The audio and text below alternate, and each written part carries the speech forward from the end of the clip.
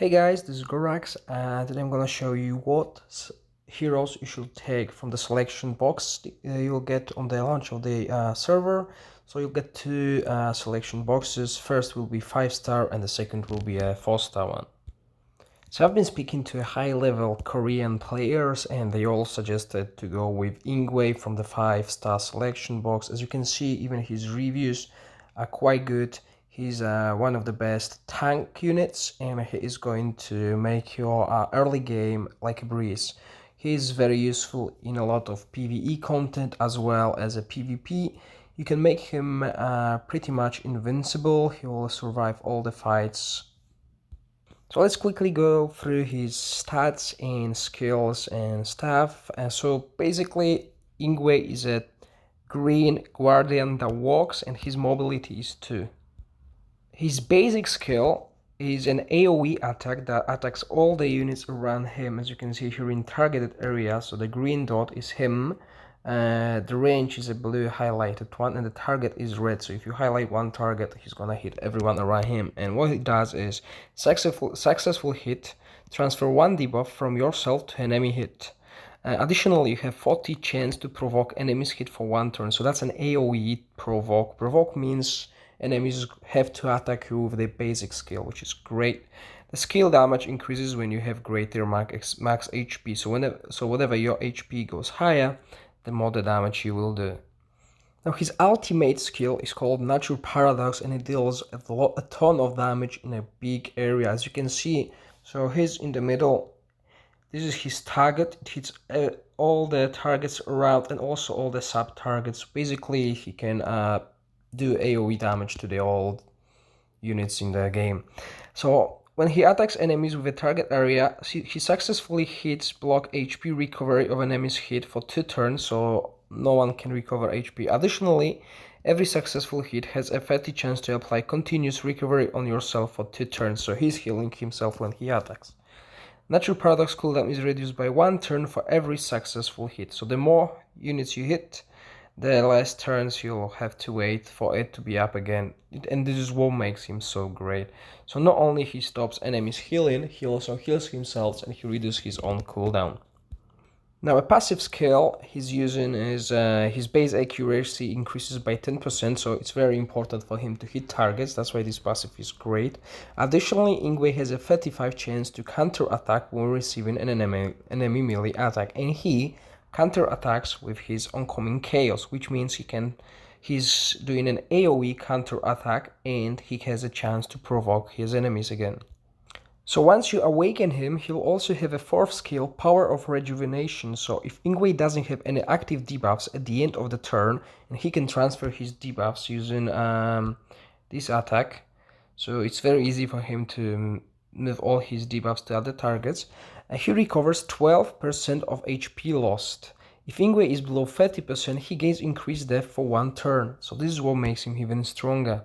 So the best runes for him, from what I've been told, are Vampire runes. So you want a set of 4 Vampire runes that recovers HP when on attack. So every time you attack, you gain some HP, and with his AoE attacks, he will get a lot of HP back.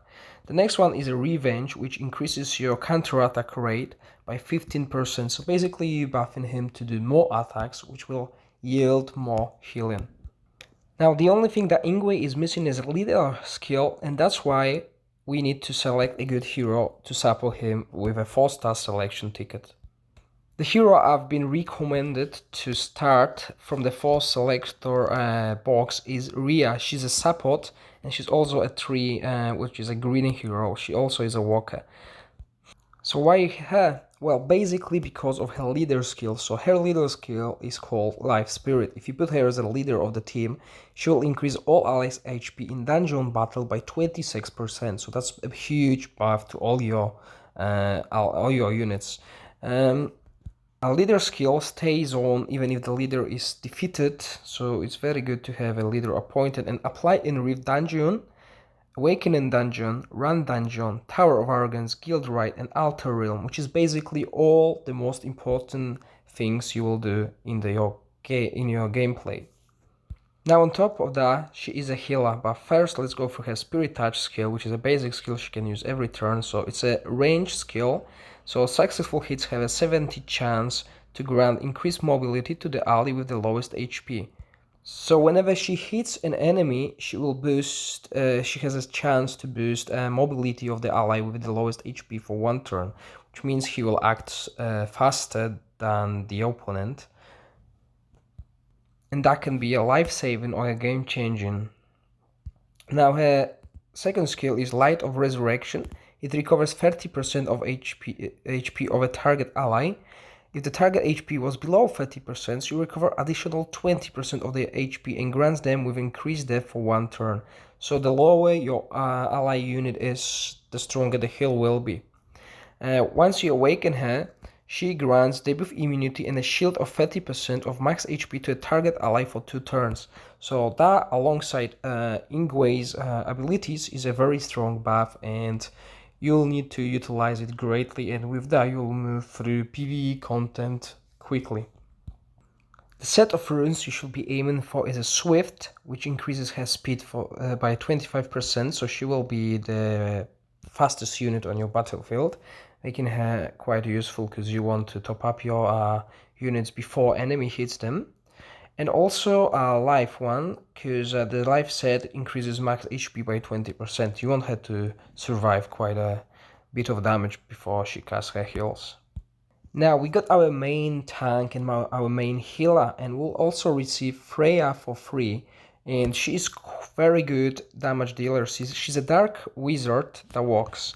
Dark is currently quite good because at the beginning of the game you will only meet 3 basic enemies, which will be water, green, and fire. So let's go through her skills quickly. Her first skill is Ravens. It summons ravens on the enemies within a target area. Successful crit hits increases the mobility of all allies for 1 turn, which is quite useful. She not only does a AoE damage, she also increases mobility of all your allies if you got enough crit. As you can see, it's a range attack and it attacks all the units close to your target unit. The next one is Ghost Dancer, which is very useful. So what it does is grants increased speed for you and surrounding allies for 2 turns and invisibility for 1 turn. So why is it so useful? Because in the arena and basically boss fights, you can counter a lot of initial burst from your enemies. You can counter the ultimates if used at the right time. And on top of that, you will speed up your entire team. So what you do is basically you wait, you try to avoid the damage in the first turn, then use Freya in the second turn to boost your allies and make them invincible, so you survive all the damage and then you just focus on the damage. So her first skill is a Plague Zone, and it attacks enemies within their target area with the Force of Darkness. Successful hits inflict continuous damage on enemies hit for 2 turns.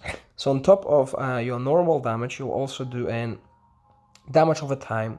And as you can see here, it's a ranged skill and it attacks all enemies around the target area. So this is quite big AoE damage, and you'll notice that with Freya, Ingwe, and Rhea, this is all the heroes you need. You'll basically win all the PvE content until you get stuck later on in the game using 3 heroes. On top of that, as Rhea's leader skill is only usable in dungeons, you can use Freya leader skill in campaign, as it increases all ally speed by 20%, which will make your campaign a lot easier because you'll be using your heroes first before the enemy does, and that way you'll clear the content faster. Also, you'll be able to awaken her pretty fast in the game from the free login rewards. And the runs you should focus are Set Charge Rune to increase her attack to make her even stronger damage dealer. You could also go for more utility and use an Earthquake set to have a 25 chance to stun on attack. And you should supply these 2 sets, depending on which one you choose which one you want, with a crit rate increased by 12%.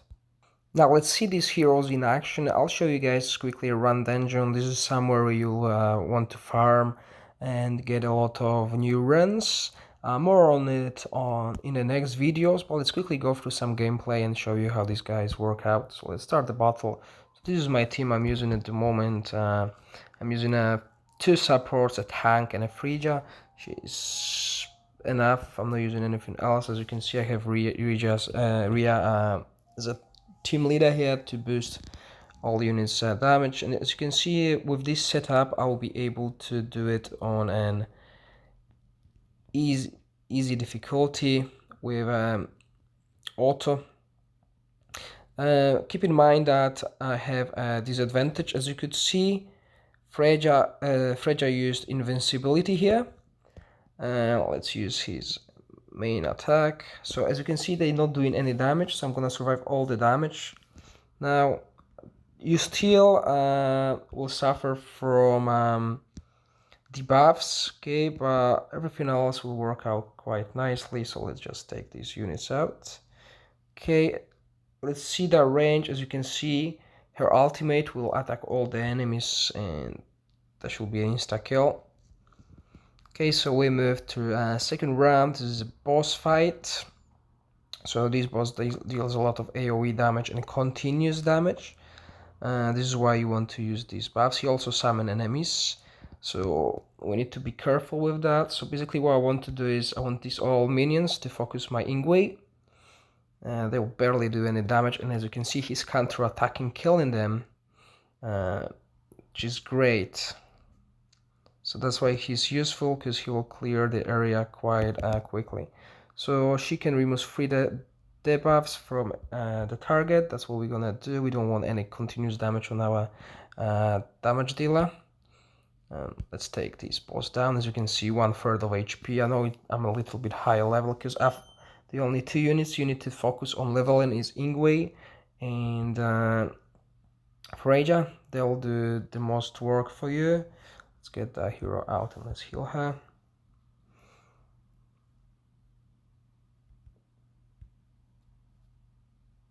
You don't need any more damage dealers, just these 2 is enough.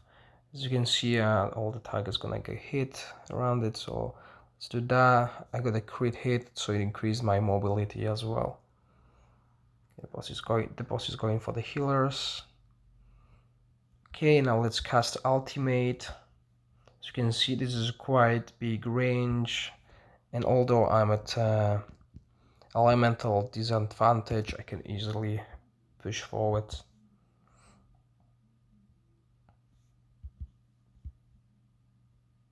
Okay, and this is what I like about this game is it also requires quite a lot of tactical. It's not just play auto or mash the buttons and the unit's gonna cast the skills on their own. No, you need to actually fight if you want to move higher. Obviously, once you get to higher levels, you'll be able to go through the content on an auto. This is it for today's video, guys. I'll try to do more videos about this game later on. I'll go through all the content and all the events available. There's quite a lot of them. The game seems very free to play, friendly. However, the PvP is something different, as it's always in the games like that. Hope you guys enjoyed. If you do, please subscribe to my channel, and so you never miss any videos about this game or Era of Chaos. Make sure you comment, tell me your thoughts, and what would you like to see in the next future. Bye!